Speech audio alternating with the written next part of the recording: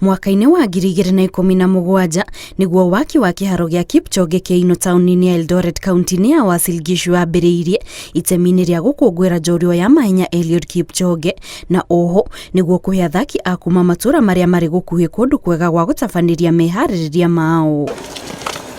Yakena thutha wa waki ũcio kwambĩrĩrio, mĩhang'o ĩyo ndĩrĩ yarĩkĩrĩrio na kĩharo kĩu ona nĩ gĩatiganĩirio, ũndũ ũrĩa ũtũmĩte minista wa mathako Ababu na Mwamba atabanie icera rĩa hinahi kĩharo-inĩ kĩu. I am extremely, absolutely 100% disappointed by what Kipchoge Keino looks like here in Eldoret.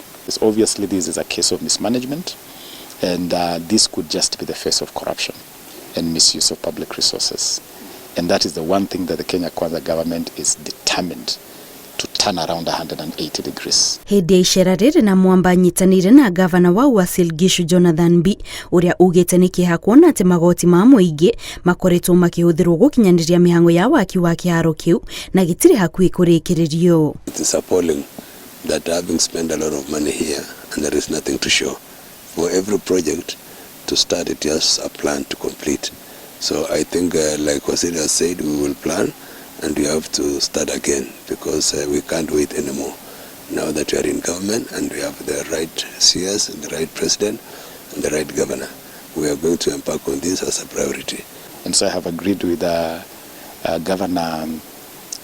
Governor B here that together with his government, we are going to have a joint plan between the national government and the county government to really put Kipchoge Keino Stadium to the status it deserves, and other facilities including 64 Stadium within this Eldoret metropole. Runa Mwamba athanĩte mĩhang'o ya ũthũrimi wa mĩako ya iharo ciothe gũkũ bũrũri-inĩ yambĩrĩrie gũtabanio. The state of Kipchoge Keino right now tells me that audit is even more urgent, and at the conclusion of that audit we are going to know exactly how much money was spent on a facility like this, and why does it look like this, and why is a contractor not alive here on this site.